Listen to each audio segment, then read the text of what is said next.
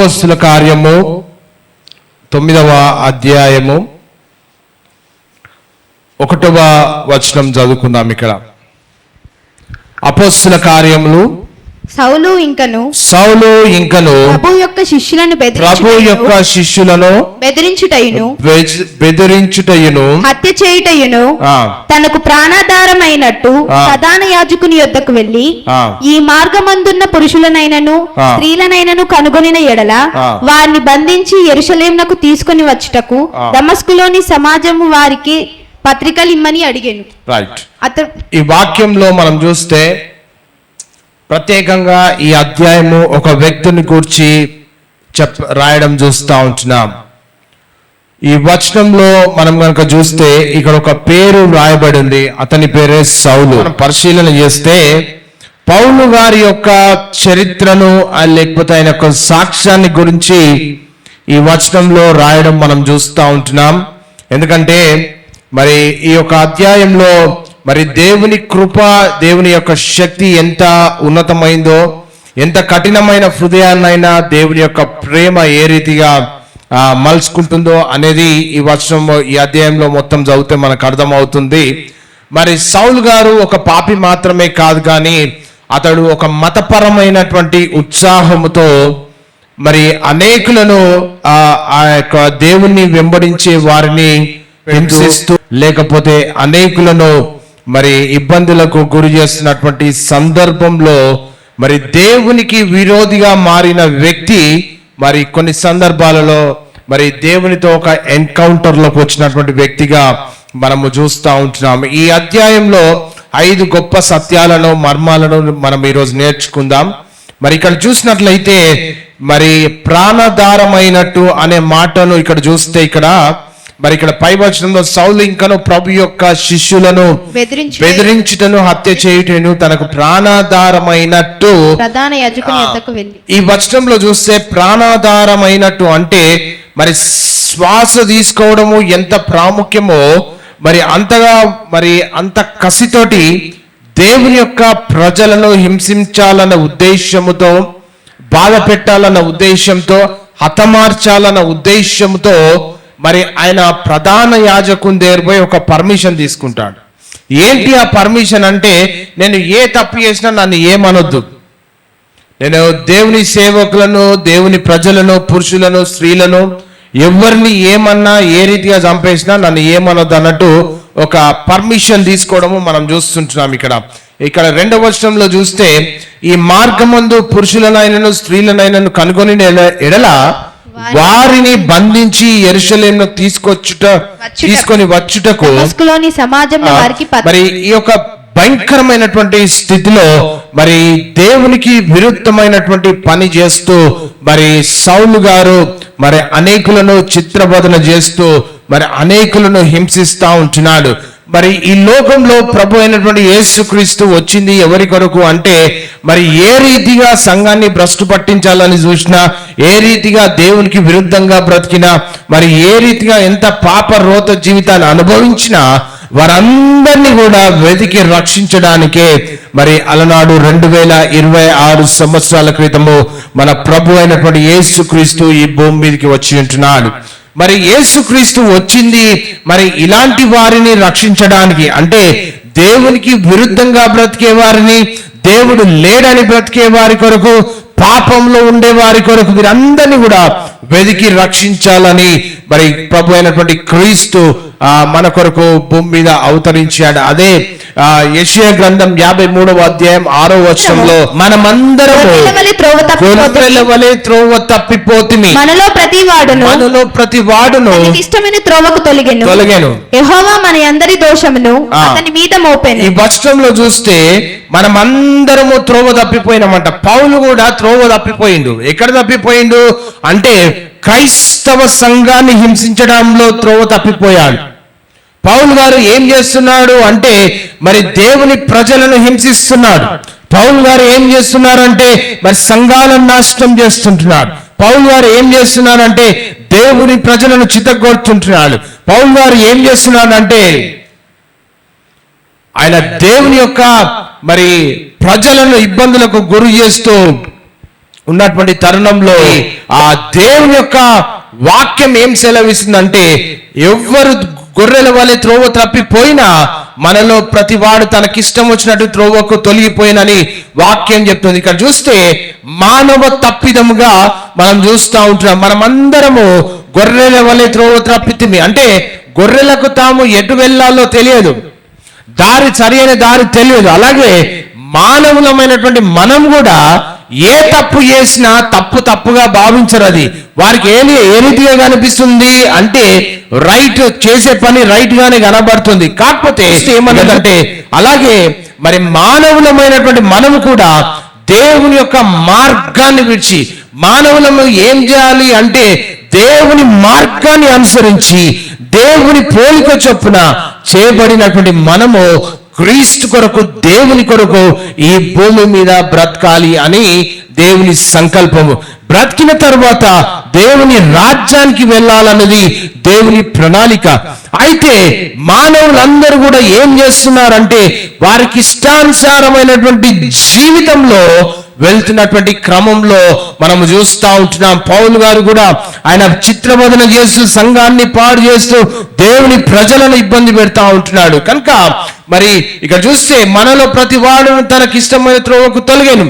దేవుని చిత్తానికి వ్యతిరేకంగా మనుషులమైనటువంటి మనము మనకిష్టానుసారమైనటువంటి సొంత ఆలోచనలతో ప్రకారం జీవిస్తూ దూరమై దేవునికి మరి దూరమవుతూ మరి సమాజం అందరూ కూడా మరి దేవునికి దూరమైనటువంటి పరిస్థితులలో మరి మగ్గిపోతున్నటువంటి తరుణంలో మరి యెహోవా మన అందరి దోషములంట మరి క్రీస్తు మీద, అతని మీద మోపెను అని లేఖన భాగాలు చెప్తా ఉంటాయి. కనుక మన పాపముల వల్ల మనము మరి నరకానికి పాత్రులం కాకుండానట్లు దేవుడు తనకున్న అపారమైనటువంటి ప్రేమను క్రీస్తు ద్వారా సర్వలోక మానవాళికి మీద చూపించి ప్రతి ఒక్కరిని కూడా దేవుని రాజ్యంలో వారసులుగా చేయడానికి, అంటే అపారమైనటువంటి ప్రేమను మనందరి మీద మరి ఆయన ప్రేమను చూపిస్తూ పాపాలను కడిగి దోషాలను తన కుమారుడైనటువంటి యేసుక్రీస్తుపై మోపి మన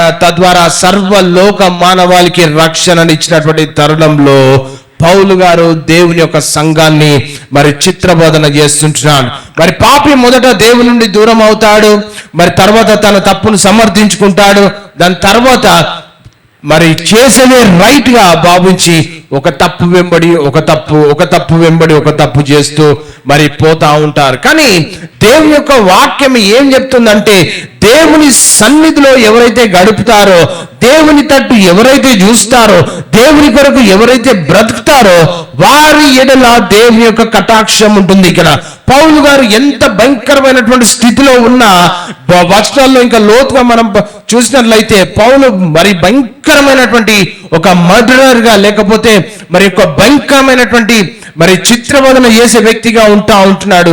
మరి అలాంటి వ్యక్తి దగ్గరికి మరి దేవుడు యొక్క దృష్టి ఆయన మీద పడడం మనం చూస్తూ ఉంటున్నాం. లేఖన భాగంలో మనం చూసినట్లయితే 2వ దినవృత్తాంతముల గ్రంథం 33వ అధ్యాయం 12వ వచనంలో మనం చూస్తే ఇక్కడ ఒక రాజును గూర్చి ఇక్కడ రాయబడి ఉంటుంది.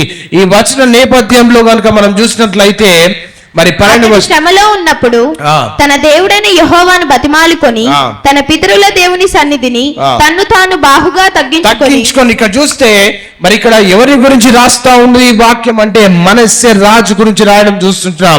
ఈ మనస్సే రాజు అనే వ్యక్తి మరి దేవునికి వ్యతిరేకంగా, దేవునికి విరుద్ధంగా విగ్రహారాధన చేసే వ్యక్తి. మరి మనస్సే రాజు గారు ఏం చేస్తున్నారంటే మరి నిర్దోషుల రక్తాన్ని కార్చేవాడు. అంతేకాదు మరి యెరూషలేము పట్టణాన్ని మొత్తం కూడా పాపముతో నింపిన వ్యక్తిగా మరి ఇక్కడ చూస్తూ ఉంటున్నాం. కానీ బంధింపబడి శ్రమలో మరి తన స్థితిని గుర్తిస్తూ మరి దేవుని సన్నిధిలో ప్రార్థన చేస్తూ ఉంటున్నాడు. మరి మనస్సే యూదా రాజులలో అత్యంత దుర్మార్గుడిగా ప్రవర్తించినటువంటి వ్యక్తిగా మనస్సే రాజుగా ఉంటున్నాడు. విగ్రహారాధన చేశాడు, దేవత స్తంభాలు స్థాపించాడు, నిలిపాడు, చేతబడులు చేశాడు. చివరికి తన కుమారులందరినీ కూడా అగ్నిగుండాన్ని దాటించి దేవునికి వ్యతిరేకమైనటువంటి పాపాన్ని మనస్సే రాజు చేయడం మనం చూస్తూ ఉంటున్నాం. తద్వారా మరి దేవుడు హెచ్చరించిన విననందున అశ్షూరు రాజు సైన్యాధిపతులు మనస్సుని పట్టుకొని మరి గొలుసులతో బంధించి బబులోను చెరగా తీసుకెళ్లడం మనం చూస్తూ ఉంటున్నారు. ఎందుకు వచ్చింది ఆ పరిస్థితి అంటే దేవునికి వ్యతిరేకంగా పనిచేసినటువంటి వ్యక్తిగా, దేవునికి విరుద్ధంగా బ్రతికిన వ్యక్తిగా, దేవుని చిత్తానికి దూరంగా బ్రతికిన వ్యక్తిగా, దేవుడు చేయొద్దన్న పనులను చేస్తూ మరి అనేకులను ఇబ్బందులు పెడుతున్నటువంటి తరుణంలో మరి అక్కడ మరి ఆ యొక్క దేవునికి వ్యతిరేకమైన పనులు జరుగుతూ ఉంటున్నాయి. ఇక్కడ చూసినట్లయితే ఈ 12వ వచనములో నుండి మనం ఒక 3 విషయాలు మనం నేర్చుకోవచ్చు. మరి మనుష్య రాజు ఆయన చేసిన శ్రమలకు, ఆయన చేసిన తలపిదాలకు మరి దేవుడు అక్కడ మరి కోపాన్ని రగులుకోవడం మనం చూస్తూ ఉంటున్నాం. ఆ చెరసాలలో మరి తీవ్రమైన కష్టాల సమయంలో మనస్సులో మార్పు రావడం మనం చూస్తూ ఉంటున్నాం. మరి శ్రమలలో దేవుని వెతుకుతుంటున్నాడు. ఇక్కడ 12వ వచనంలో ఏమని ఉందంటే, అతడు శ్రమలలో ఉన్నప్పుడు తన దేవుడైన యెహోవాను బతిమాలుకున్నాడంట. ఎప్పుడు బ్రతిమాలుకున్నాడు? శ్రమలకు వచ్చినాక బ్రతిమలాడుకున్నాడు. అంత ముందుకు ఏం చేశాడు?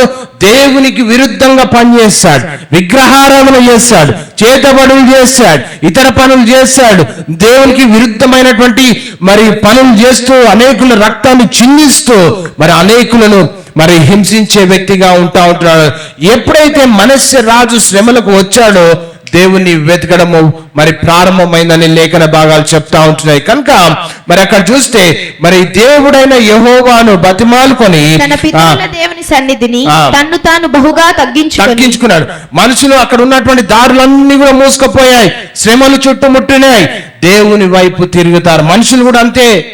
మంచిగా ఉన్నప్పుడు ఎవరు చర్చికి రారు, సంతోషంగా ఉన్నప్పుడు దేవుని మర్చిపోతారు, లేకపోతే ఆనందంగా ఉన్నప్పుడు, డబ్బు ఉన్నప్పుడు అందరూ కూడా ఇష్టానుసారంగా జీవిస్తారు. ఎప్పుడైతే శ్రమలు ప్రారంభమైతాయో దేవుని వైపు చూస్తూ ఉంటున్నాడు. ఇక్కడ మనస్సు రాజు పరిస్థితి కూడా అదే చూస్తూ ఉంటున్నాం. మనం బాగున్నప్పుడు రాలే, దేవుని ప్రజలను ఇబ్బంది పెట్టాడు, దేవుని విరుద్ధమైన పనులు పెట్టాడు, చేశాడు. కానీ ఎప్పుడైతే ఆయనను బంధించి చెరలో వేశారో అప్పుడు దేవుని సన్నిధిలో ప్రార్థించడం మనం చూస్తూ ఉంటున్నాం. ఈ వాక్యంలో మనం చూస్తే మొదటిది శ్రమలలో దేవుని వెతుకుతా ఉంటున్నాడు మనస్సే రాజు గారు. అంతేకాకుండా రెండవది ఏంటంటే నిజమైనటువంటి పశ్చాత్తాపము, దేవుని సన్నిధిని తన్ను తాను బహుగా తగ్గించుకోవడము మనం చూస్తూ ఉంటున్నాం. ప్రార్థనలో గర్వాన్ని విడిచిపెట్టి మరి దేవుని సన్నిధిలో ప్రార్థించడం మనం చూస్తూ ఉంటున్నాం. మరి మనస్సే రాజు అనే అహాన్ని పక్కన పెట్టాడు. ఆయన ఏం చేశాడు? మనస్సే రాజు అనే అహాన్ని, గర్వాన్ని పక్కన పెట్టి దేవుని సన్నిధిలో ప్రార్థించాడు. ఈ రోజు మన జీవితంలో దేవుని సన్నిధిలో ఏ రీతిగా ప్రార్థిస్తున్నాం? నీకున్న సమస్యలను బట్టి ప్రార్థిస్తున్నామా? అసలు ప్రార్థన చేయడమే మర్చిపోయామా అనేది మనం పరిశీలన చేసుకోవాలి. మూడోది దేవుని యొక్క కనికరం. ఆయన శ్రమలలో నుండి ఆయన చేసిన తప్పులు దేవుని సన్నిధిలో ఎప్పుడైతే మొరపెడుతున్నాడో ఆ మొర దేవుని సన్నిధికి చేర్చబడి దేవుని యొక్క కనికరాన్ని పొందుకోవడం మనం చూస్తూ ఉంటున్నాం. ఇక్కడ మనసు అంతగా పాపం చేసినప్పటికీ అతడు హృదయపూర్వకంగా దేవుని సన్నిధిలో తగ్గించుకొని మొర్రపెట్టి మరి దేవుడు అతని పాపాన్ని విడిచిపెట్టేటట్టు చేసి మరి అతని విన్నపాన్ని ఆలకించడం మనం చూస్తూ ఉంటాం. తిరిగి మరి యెరూషలేము రాజ్యానికి తీసుకొచ్చాడు. అప్పుడే మరి యెహోవా దేవుడని మనస్సే గ్రహించాడు. చూస్తే మరి మంచిగా ఉన్నప్పుడే మనస్సే రాజు గారు ఎప్పుడు కూడా మరి దేవుని స్తుతించలే, లేకపోతే ప్రార్థించలే, అసలు దేవునికి విరుద్ధంగా బ్రతికాడు. కానీ ఎప్పుడైతే చెరసాలకు తీసుకొచ్చి బందీగా చేశారో అప్పుడు దేవుని సన్నిధిలో మరి మనం ఇక్కడ మరి ప్రార్థించడం మనం చూస్తూ ఉంటున్నాం. కనుక మరి ఎంత పెద్ద పాపి అయినా, ఎంత పెద్ద తప్పు చేసినా, ఏ రీతిగా లోకంలో బ్రతికినా ఒకసారి దేవుని సన్నిధిలో వచ్చి ప్రార్థన చేస్తే ఆ ప్రార్థనను ఆలకించి దాని నుండి తప్పించి దేవుడు మనల్ని నీతిమంతులుగా చేయడానికి 2026 సంవత్సరాల క్రితము యేసుక్రీస్తు మన కొరకు బలియాగంగా చేయబడ్డాడు. అందుకనే వాక్యంలో మనం నేర్చుకున్నాం ఏంటంటే మనమందరం తప్పిపోతాం, ఏ భేదం లేదు. కానీ దేవుని సన్నిధిలో మొరపెట్టినప్పుడు పాపాలన్నీ కూడా కడగబడతాయి, తుడిచివేయబడతాయి, విమోచించబడతావు. మనష్య రాజు యొక్క చరిత్రను చూస్తే భయంకరమైనటువంటి పరిస్థితి. దేవునికి విరుద్ధమైన పనులు చేశాడు, దేవునికి విరుద్ధంగా బ్రతికాడు. సౌలు గారు కూడా సంఘాన్ని నాశనం పట్టించాడు. ప్రజలను, విశ్వాసులను, స్త్రీలను, పురుషులను అందరినీ చిత్రవదన చేస్తూ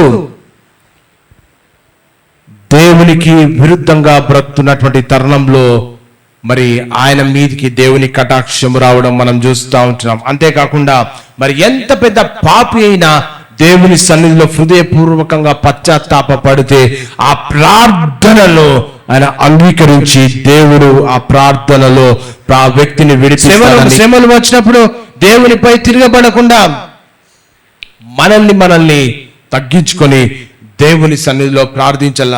మనష్య రాజు పరిస్థితి చూస్తే ఆయన ఒక సాధారణమైన వ్యక్తి కాదు. అంతలా తగ్గించుకోవాల్సిన అవసరం లేదు ఆయనకు. అయినా అంతలా తగ్గించుకోవడం మనం చూస్తూ ఉంటున్నాం. ప్రియ దేవుని సంగమా, మనం దేవునిలో ఏ రీతిగా ఉంటున్నాం? మనం దేవునిలో తగ్గించుకోకపోతే మరి దేవుడు అనేక శ్రమలను మన జీవితంలో అనుమతిస్తాడు. అంతేకాకుండా దేవుని సన్నిధిని వేడుకొని తన పితరుల దేవుని ఎదుట ఎంతగానో తగ్గించుకున్నాడు. ఆయననే యెహోవా దేవుడు. గుర్తింపు లేకుండా మార్పు రావడము అసహజం. కనుక మరి మన జీవితంలో కూడా దేవుని యొక్క కటాక్షం రావాలంటే ఇక్కడ రెండవది చూస్తే మనము అపోస్తుల కార్యం 9వ అధ్యాయం 3వ వచనంలో ఏమనుందంటే, అతడు ప్రయాణం చేయుచు దమస్కు దగ్గరకు వచ్చినప్పుడు అకస్మాత్తుగా ఆకాశం నుండి ఒక వెలుగు అతని చుట్టూ ప్రకాశించాను. అప్పుడు అతడు ఇక్కడ చూస్తే ఈ పౌలు గారు ఏం చేస్తున్నాడు, అక్కడ పర్మిషన్ తీసుకున్నాడు. యాజకుని దగ్గర పోయి ఏమని పర్మిషన్ తీసుకున్నాడు? ఎవరిని హతమార్చుతాని పర్మిషన్ తీసుకున్నాడు, ఎవరిని హింసిస్తాని పర్మిషన్ తీసుకున్నాడు అంటే దేవుని ప్రజలను ఇబ్బంది పెట్టాలి. దేవుని ప్రజలు, స్త్రీలైనా పురుషులైనా వారిని అనేక రీతిగా ఇబ్బంది పెట్టాలని మరి ఆ పర్మిషన్ తీసుకొని దమస్కు మార్గం గుండా వెళ్తున్నాడు. ఎందుకు? దేవునికి విరుద్ధమైన పని చేయడానికి. అక్కడ ఏమైంది చూస్తే, ఇక్కడ దమస్కు దగ్గర వచ్చినప్పుడు అకస్మాత్తుగా ఆకాశము నుండి ఒక వెలుగు అతని ప్రకాశించిందంట. క్రైస్తవులను బంధించి యెరూషలేము తీసుకురావడానికి ప్రధాన యాజకుల దగ్గర అధికార పత్రాలు పొందినటువంటి సౌలు దమస్కుకు బయలుదేరాడు.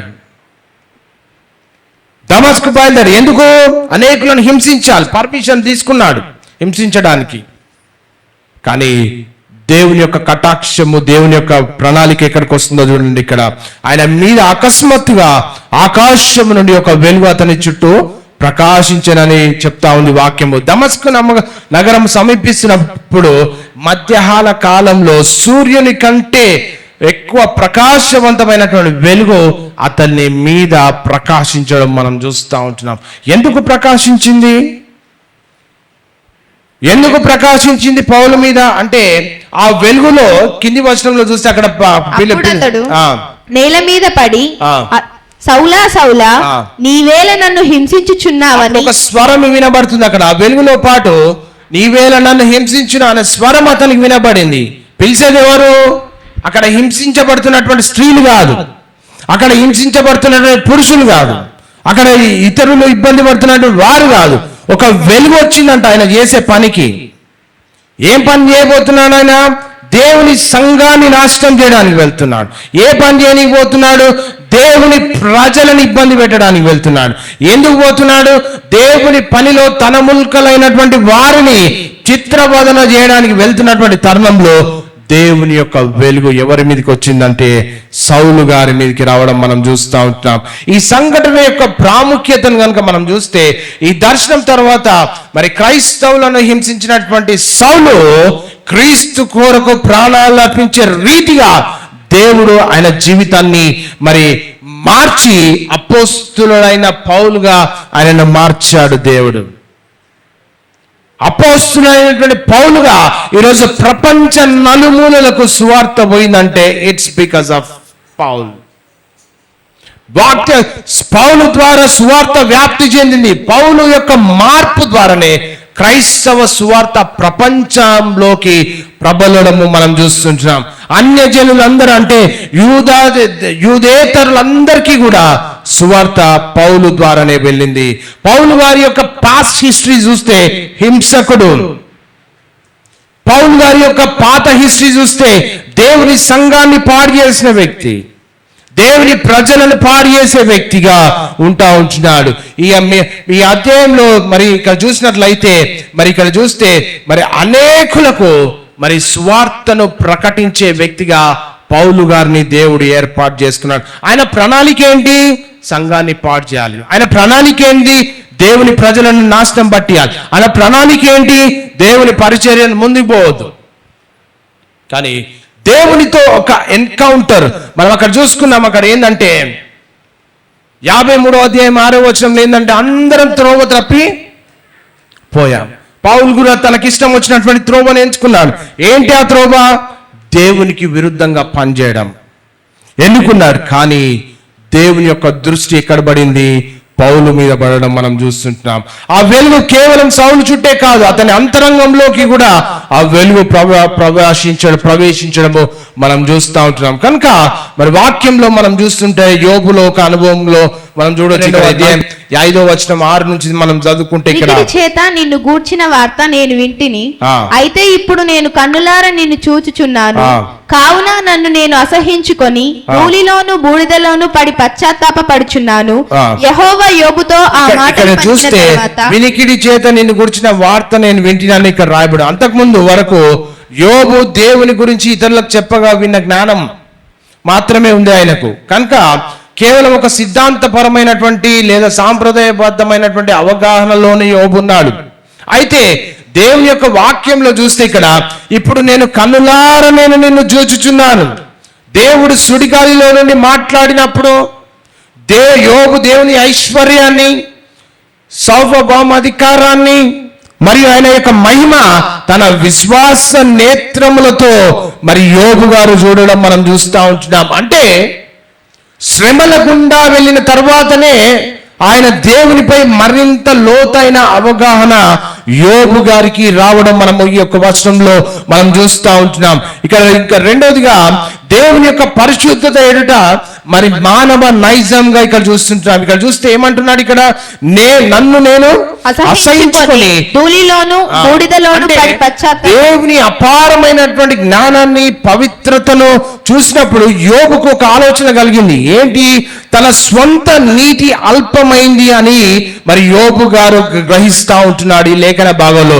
ఇది ఆత్మవిద్వేషం కాదు, ఆత్మద్వేషం కాదు, కానీ దేవుడు మహోన్నతమైనటువంటి శక్తి ఎదుట యోబు గారు దేవుని సన్నిధిలో తగ్గించుకోవడం మనం చూస్తూ ఉంటున్నాం.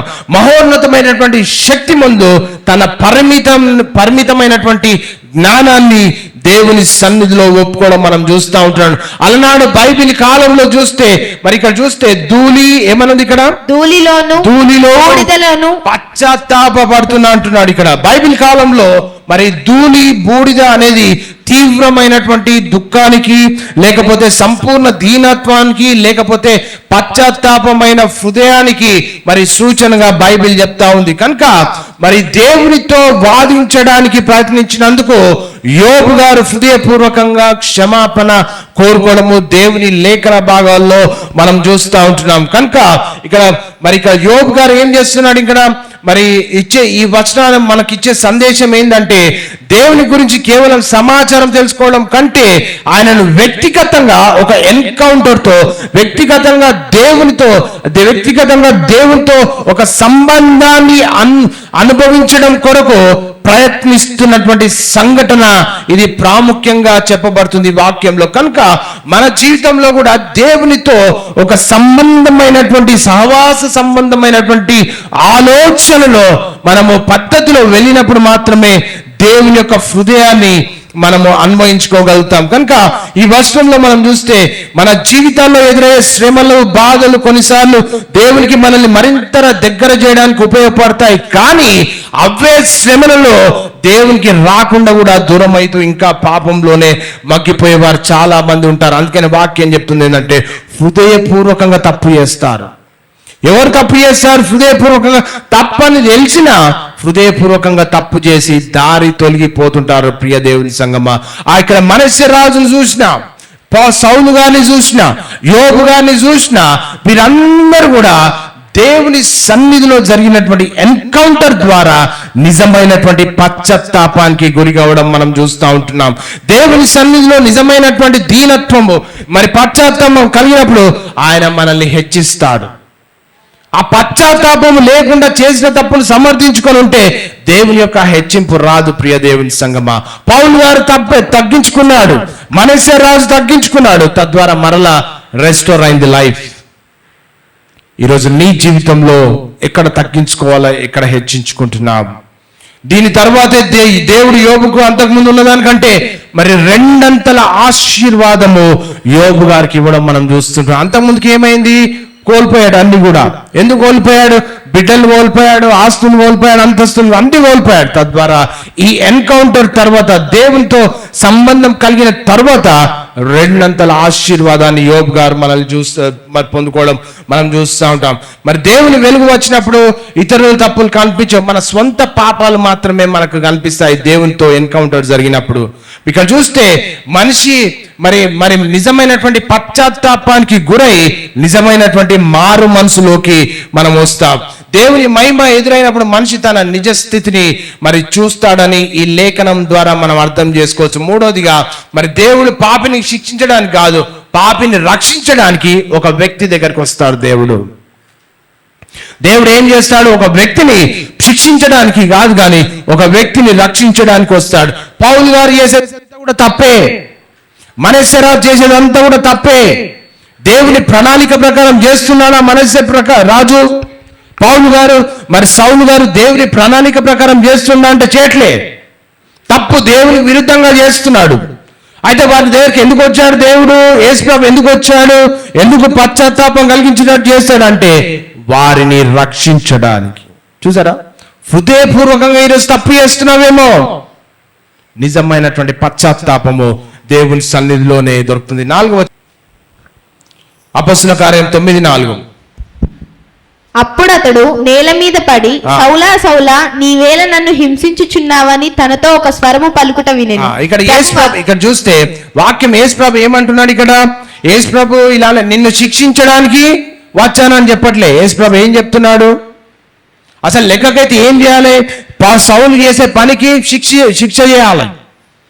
భూమి మీద ఎవరైనా తప్పు చేస్తే, పోలీస్ కంప్లైంట్ ఇస్తే ఏం చేస్తారు? వాళ్ళని తీసుకుపోయి లోపటేసి కేసులు పెట్టి బనాయించి లోపటేస్తారు. మరి యేసు ప్రభు ఏం చేస్తున్నాడు ఇక్కడ? సౌలు గారు అనేకులను, క్రైస్తవులను, స్త్రీలను, పురుషులను, దేవుని ప్రజలను ఇబ్బంది పెడుతున్నప్పుడు యేసు ప్రభు ఆయనకు ప్రత్యక్షమై ఏమని చెప్తున్నాడు అక్కడ? సౌలా సౌలా, నువ్వు నన్ను ఎందుకు శిక్షిస్తున్నావు? నిన్ను శిక్షించడానికి వచ్చా, నేను తీసుకుపోయి జైల్లో పెట్టడానికి వచ్చా, నీకు నరకం చూపించడానికి వచ్చాను, లేకపోతే నేను తీసుకుపోయి నరకంలో పడేస్తా అని చెప్పట్లే. అక్కడ ఏమంటున్నాడు? ఇక్కడ నీవేళ నన్ను హింసించిన మన అతనితో స్వరము పలుకుట వినెను. అది ప్రేమతో పలికినటువంటి మాటగా మరి బైబిల్ అభివర్ణిస్తా ఉంది. కనుక ఎవరు ఎంత పెద్ద తప్పు చేసినా ఆ ప్రతి తప్పుకు దేవుని సన్నిధిలో దేవుని సంఘం పౌలు గారికి ఇక్కడ ఈ యొక్క ఎన్కౌంటర్ ద్వారా మరి దేవుని యొక్క శక్తి మరి అక్కడ అర్థం అవడం చూస్తూ ఉంటాం. ఈ ఎన్కౌంటర్ తర్వాత పౌలు గారికి 3 దినాలు కళ్ళు కనిపించలే. అంతేకాకుండా ఇక్కడ వాక్యంలో మనం చూస్తే మరి ఆ నేల మీద పడిపోవడం కూడా మనం చూస్తూ ఉంటున్నాం. హోషేయ గ్రంథంలో 11:4, ఒకడు మనుషులను తోడుకొని పోనట్లుగా స్నేహబంధములతో నేను వారిని బంధించి ఆకర్షించితిని. ఒకడు పశువుల మీదకి కాడిని తీసినట్లు నేను వారి కాడిని తీసి వారి ఎదుట భోజనము పెట్టి. దేవుని పిలుపు ప్రేమతో నిండి ఉంటుంది. దేవుని యొక్క పిలుపు ఎట్లుంటుంది? మరి ప్రేమతో నిండి ఉంటుంది. మరి ఇక్కడ చూసినట్లయితే మరి మనుషులను తోడుకొని పోనట్లుగా స్నేహ బంధముతో అని రాయబడింది ఇక్కడ. మరి పౌలు దగ్గరికి కూడా, సౌలు దగ్గరికి కూడా యేసుప్రభు వచ్చినప్పుడు ఉగ్రతతో రాలే, అక్కడికి కోపంతో రాలేదు. అక్కడికి మనస్సరాజు దగ్గరతోటి ఎన్కౌంటర్ అయ్యేటప్పుడు దేవుని కోపం రగులుకోలే. అక్కడ తప్పు చేస్తున్నా బైబిల్ ఏం చెప్తుంది? రక్తము చిందించొద్దు, హింసించొద్దు, లేకపోతే ఇంకొకటి చేయొద్దని చెప్తే ఏదైతే వద్దన్నారో మనస్సరాజు కూడా అదే చేశాడు. బైబిల్ ఏదైతే వద్దని చెప్పిందో దాన్నే చేశాడు, తీసుకుపోయి చెరలో వేశారు. అప్పుడు దీనత్వంతో మరి అక్కడ దేవుని సన్నిధిలో ప్రార్థించారు. దేవుడు మనుషులకు ఏం హెచ్చరిస్తుందంటే స్నేహ బంధంతో వారిని బంధించి ఆకర్షించితిని అంటారు. దేవుడు ఎట్లా చేస్తాడు? మరి శిక్షించకుండా స్నేహ బంధంతో మనుషులను ఆకర్షిస్తాడు. మనం అనుకుంటాం మనం ఎన్ని తప్పులు చేసినా దేవుడు చూస్తలేడు. అక్కడ ఒక దగ్గర రాయబడి ఉంటుంది బైబిల్లో, మనుషులంట హృదయపూర్వకంగా తప్పని తెలిసినా హృదయపూర్వకంగా తప్పులు చేస్తారంట. మన జీవితంలో కృప అనేది విస్తరిస్తా ఉంది. మన జీవితంలో దేవుడు ఎందుకు విస్తరిస్తున్నాడు కృప అంటే, ఒక రోజు మారు మనసు పొందుతాం, ఒక రోజు మారు మనసు పొందాలి. ఈరోజు అనేక హెచ్చరికలు మన దగ్గరికి వస్తున్నా, అనేక కష్టాలు, బాధలు, ఇబ్బందులు అనేక రీతిలో మనం ప్రతిరోజు అనుభవిస్తున్నా. ఎందుకంటే హెచ్చరికలు అవి దేవుని సన్నిధిలో తగ్గించుకోవడానికి, దేవుని సన్నిధిలో తగ్గించుకోవడానికి. మనస్సరాజు అంతకు ముందుకు ఇష్టానుసారంగా బ్రతికాడు. ఎప్పుడైతే తీసుకుపోయి చెరలో పడేశాడో దేవుని సన్నిధిలో మొరపెట్టడం మనం చూస్తుంటున్నాం. ఎప్పుడైతే దీనత్వంతో మొరపెడతాడో దేవుడు క్షమిస్తాడు. అందుకని ప్రతి ఒక్క వ్యక్తి కూడా నశించిపోవడం దేవునికి ఇష్టం లేదు. ప్రతి ఒక్క వ్యక్తి కూడా దేవుని కొరకు బ్రతకాలి. సౌలు దగ్గరికి వెళ్ళినట్లయితే చిత్రవదన చేస్తున్నటువంటి సౌలుని తీసుకుపోయి, లోకపరంగా చూస్తే తీసుకుపోయి జైలు వేసి మరణ శిక్ష విధించాలి. అయినా దేవుడు ఆయనను పిలుస్తా ఉంటున్నాడు ప్రేమతో. ఈరోజు మన జీవితంలో దేవునికి విరుద్ధమైనటువంటి పనులు, చేయలేని పనులు, మోసాలు, అనేక తప్పులు చేస్తామేమో మనుషులంగా. బైబిల్ ఏం చెప్తుంది? హృదయపూర్వకంగా తప్పులు చేస్తాం. అందరి వాళ్ళే గొర్రెలు ఏం చేస్తారంటే తారు తప్పిపోతారు. 6వ వచనంలో ఏమనుంది అక్కడ? మనమందరం గొర్రెల వలె త్రోవ తప్పిపోతాం.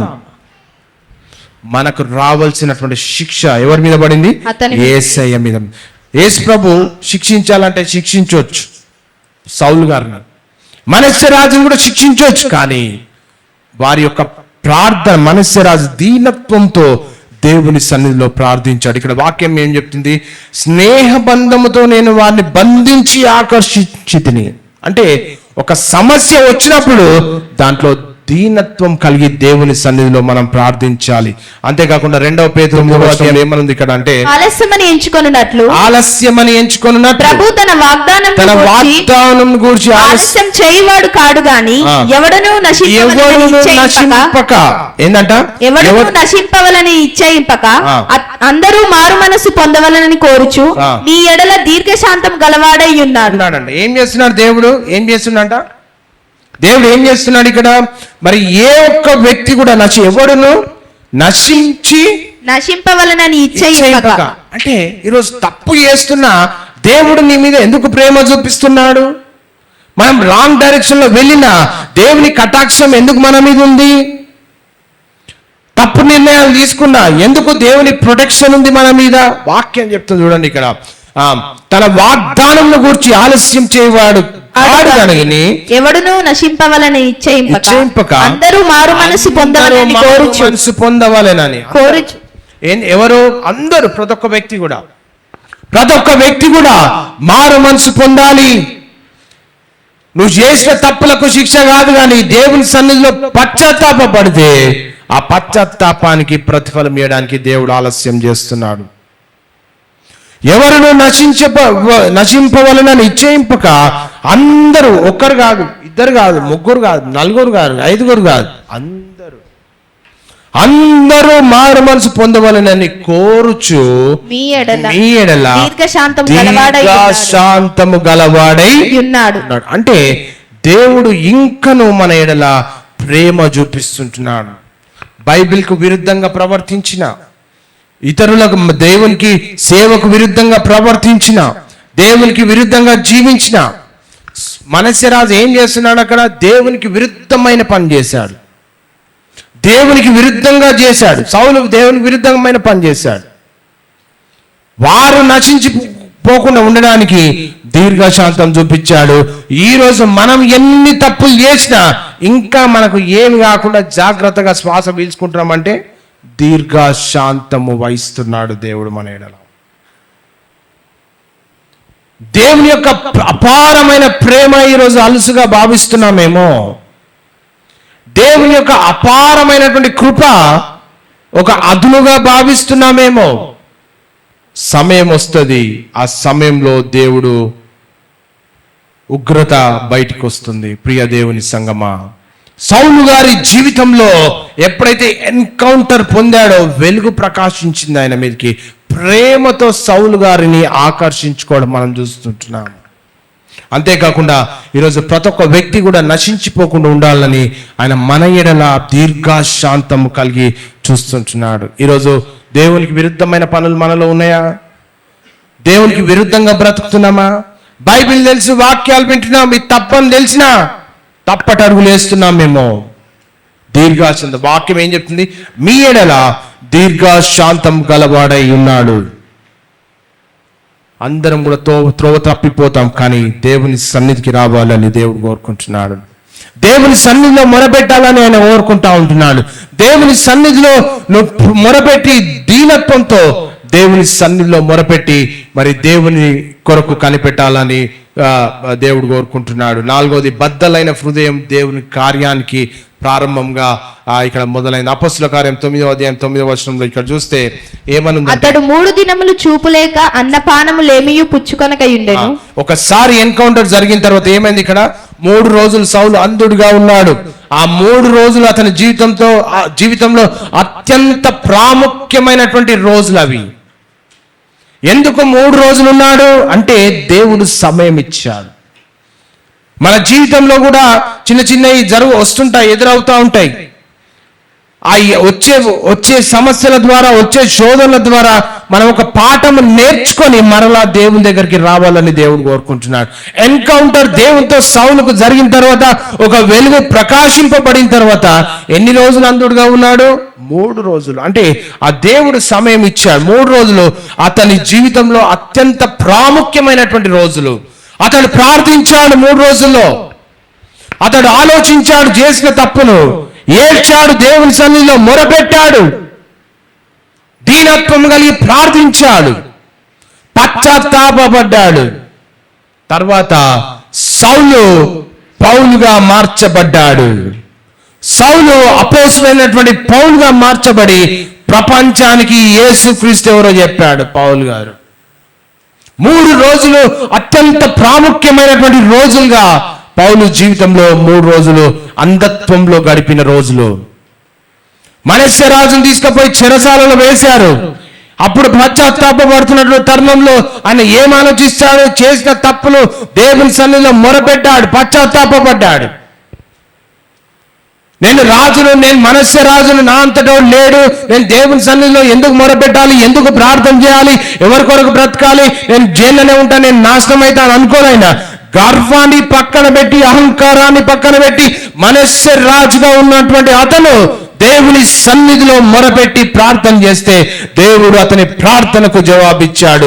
సౌలు జీవితంలో కూడా ఎన్కౌంటర్ జరిగిన తర్వాత 3 రోజులు అంధత్వంలో ఉన్న సమయంలో దేవుని సన్నిధిలో పశ్చాత్తాపడుతున్నాడు.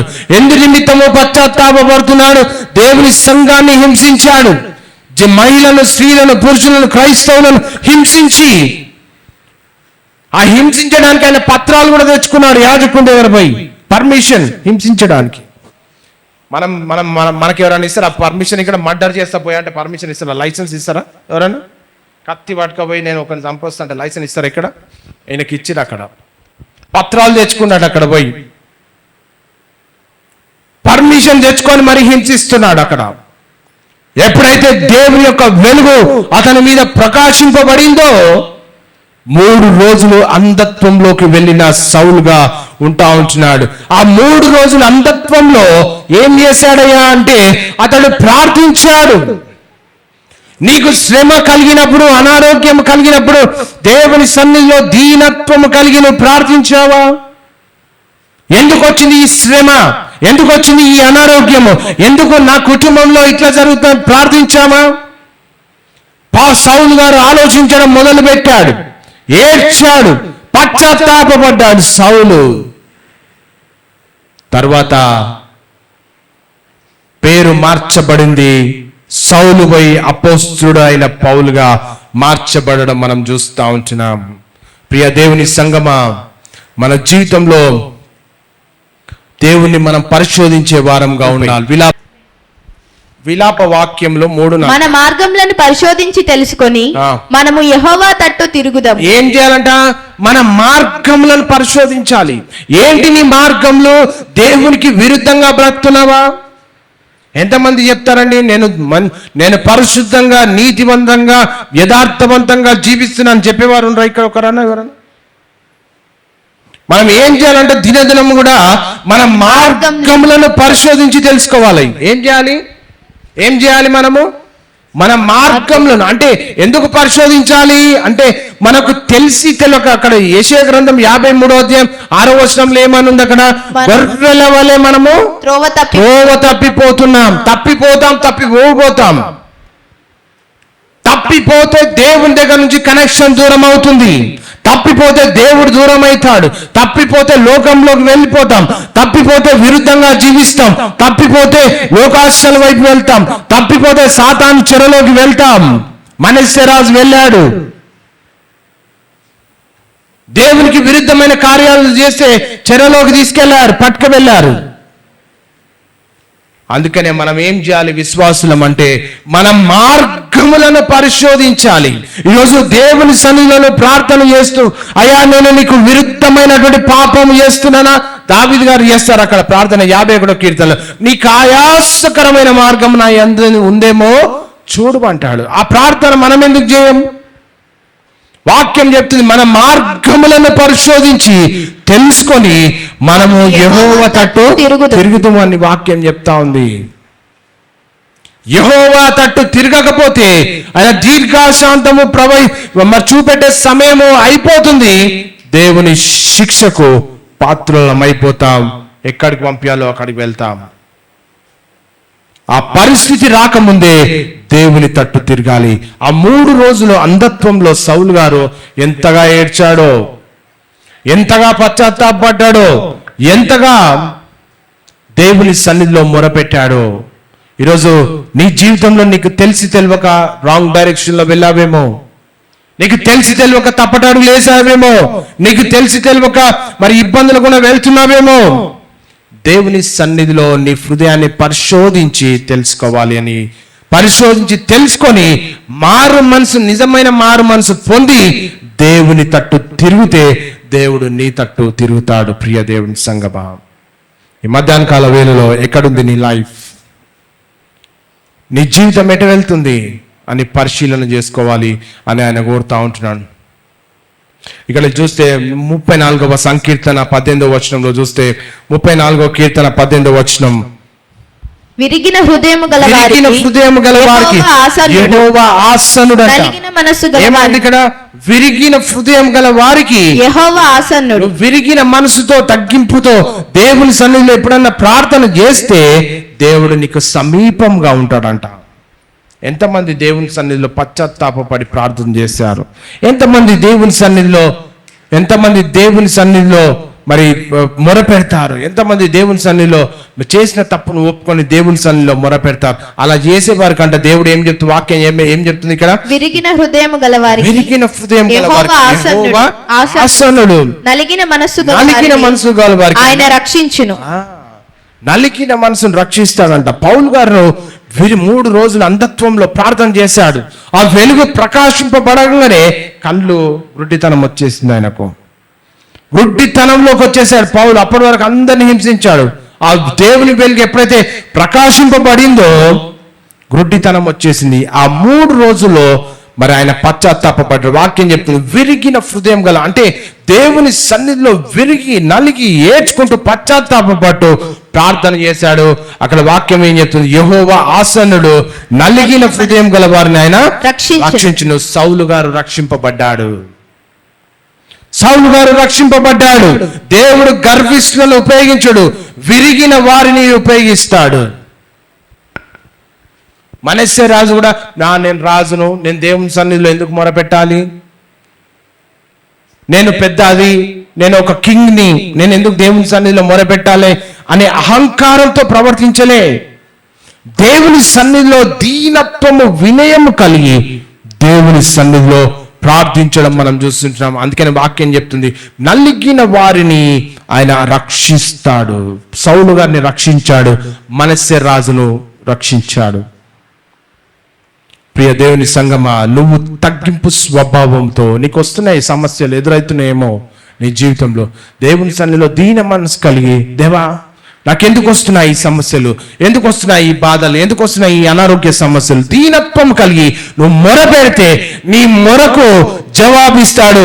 నలిగిన మనసు గల వారిని ఆయన రక్షిస్తాడు, విరిగిన హృదయం గల వారికి ఆయన ఆసనుడు అని వాక్యం చెప్తా ఉంది. కనుక ఆ తగ్గింపు స్వభావంతో ఎప్పుడైతే దేవుని సన్నిధిలో దీనత్వం కలిగి ప్రార్థిస్తామో అప్పుడు దేవుని కనికరం పొందుకుంటాం. ఐదవదిగా, దేవుడు మారిన జీవితాన్ని తన మహిమ కొరకు ఉపయోగిస్తాడు. అపోస్తుల కార్యం 9వ అధ్యాయం 20వ వచనం. వెంటనే సమాజ మందిరములలో యేసే దేవుని కుమారుడని ఆయనను గూర్చి ప్రకటించుచూ వచ్చెను. ఎవరు ప్రకటించారు? 3 రోజులు పశ్చాత్తాపడ్డాడు, కళ్ళు పోయినాయి, గుడ్డితనంలో మగ్గిపోయాడు. 3 రోజుల తర్వాత మరలా దేవుని యొక్క శక్తి ద్వారా, దేవుని యొక్క ప్రార్థన ద్వారా కళ్ళు తెరవబడ్డాయి. అప్పుడు వెళ్ళి ఒక మర్డరర్, ఒక హంతకుడు, ఒక హింసకుడు, దేవునికి విరుద్ధమైన పనులు చేసే వ్యక్తి 3 రోజుల తర్వాత ఏం చేశాడంట? వెంటనే సమాజ మందిరంలో యేసే దేవుని కుమారుడని ఆయనను గురించి ప్రకటించు వచ్చెను. అతడు వెంటనే సమాజ మందిరంలో క్రీస్తును ప్రకటించాను. ఒకప్పుడు సంఘాన్ని నాశనం చేశాడు, దేవుని ప్రజలను నాశనం చేశాడు, చంపాడు. ఇప్పుడు దేవుని సంఘాన్ని నిర్మిస్తున్నాడు.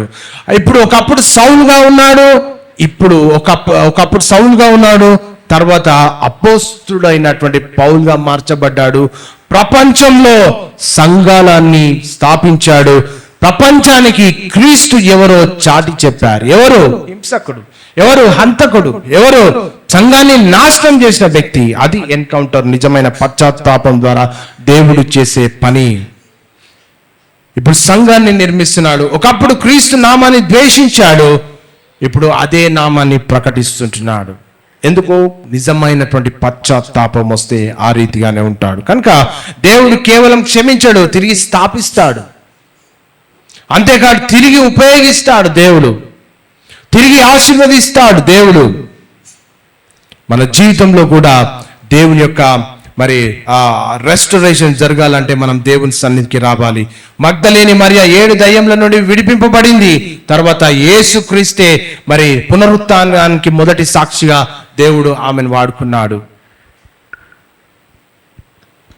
నీ జీవితంలో కూడా ఏ స్థితిలో ఉన్నావో దేవుని సన్నిధికి వచ్చి పశ్చాత్తాపపడి దేవుని సన్నిధిలో మనము మొరపెట్టి దేవుని సన్నిధిలో తగ్గించుకొని చేసినవన్నీ కూడా వదిలిపెట్టి దీనత్వంతో దేవుని సన్నిధిలో ప్రార్థించాలని ఈ లేఖనాల ద్వారా మనం నేర్చుకోవాల్సి ఉంటుంది.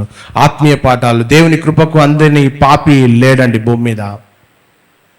అంతేకాకుండా దేవుని వెలుగు వచ్చినప్పుడు నిజమైనటువంటి మారు మనసు కలుగుతుంది. సౌలు గారికి వచ్చింది నిజమైనటువంటి మారు మనసు. బద్దలైన హృదయాన్ని దేవుడు ఎన్నడూ కూడా తిరస్కరించాడు. పరిశుద్ధాత్మ మన జీవితాన్ని పూర్తిగా మార్చివేసి అంధత్వంలో నుండి వెలుగులోకి నడిపించి ప్రపంచానికి చాటి చెప్పే వ్యక్తిగా దేవుడు ఏర్కొన్నాడు. మారిన జీవితమే గొప్ప సాక్ష్యము. ఈరోజు పౌలు ఒక గొప్ప సంఘ సంస్కర్తగా నిలిచి అనేకులకు ఆదర్శవంతంగా నిలిచి ఉన్నాడు. మన జీవితంలో కూడా ఏ రీతిగా ఉన్నాం? బయట భక్తి ఉన్నా లోపల గర్వం ఉండొచ్చు. సంఘంలో మనము మన జీవితంలో దేవునికి విరుద్ధంగా బ్రతుండొచ్చు. వ్యక్తిగత జీవితంలో దమస్కు రోడ్డు మీద సౌలును ఆపిన యేసు ఈరోజు మనల్ని కూడా పిలుస్తుంటున్నాడు. మనం ఎక్కడ తప్పిపోతున్నాం, ఎక్కడ జీవిస్తున్నాం, దేవుని విరుద్ధంగా ఎక్కడ బ్రతుకుతున్నాం? ఈ మధ్యాహ్న కాల వేళలో సౌలు పౌలుగా మారినట్లే, రాతి హృదయం మాంస హృదయంగా మారినట్లే దేవుడు ఈరోజు కూడా ప్రతి పశ్చాత్తాప పడే ప్రతి హృదయాన్ని తాకబోతున్నాడు. అందరం 2 నిమిషాలు తలలు వంచి దేవుని సన్నిధిలో మనం ప్రార్థన చేద్దాం. ఒక 2 నిమిషాలు మనం విన్న వాక్యము మన జీవితంలో గుర్తు చేసుకుంటూ దేవుని సన్నిధిలో విడిచిపెట్టాల్సిన ఏమని ఉంటే దేవుని సన్నిధిలో మొదటిగా 5 అంశాలు మనం ఈరోజు ధ్యానించాం. మనిషి తన స్థితిని గుర్తించినంత వరకు మార్పు రాదు. దేవుని వెలుగు పడినప్పుడు మనిషి నిజస్వరూపం బయటపడుతుంది. 3వది, దేవుడు పాపిని శిక్షించడానికి కాదు, రక్షించడానికి పిలుస్తాడు. 4వది, బద్దలైన హృదయం దేవుని కార్యానికి ప్రారంభం. 5వది, దేవుడు మారిన జీవితాన్ని తన మహిమ కొరకు ఉపయోగిస్తాడు. ఈరోజు నీ జీవితంలో రాతి హృదయం ఉందేమో, అది మాంస హృదయంగా మారాలి అంటే దీనత్వం కలిగి దేవుని సన్నిధిలోనూ ప్రార్థించాలి. ఈరోజు శోధనలు మరి అనేక రీతులుగా నీకు వస్తున్నాయేమో, సమస్యలు వస్తున్నాయేమో, నువ్వు వెళ్ళే మార్గంలో కష్టాలు, బాధలు, వేదలు, ఇరుకులు వస్తున్నాయేమో, కష్టం వెంబడి కష్టం, బాధ వెంబడి బాధ వస్తుందేమో, అనారోగ్యాలు వస్తున్నాయేమో. ఒకసారి 2 నిమిషాలు దేవుని సన్నిధిలో ఆగి, అయ్యా నాకెందుకు ఈ కష్టం, నాకెందుకు ఈ బాధ, నేను హృదయపూర్వకంగా నేను తప్పిపోయిందేమో, ఈరోజు నేను నీ సన్నిధిలో నేను మొరపెడుతున్నా, నన్ను తాకి నాకు నూతన హృదయం నాకు దయచేయి అని ప్రార్థన చేస్తావా?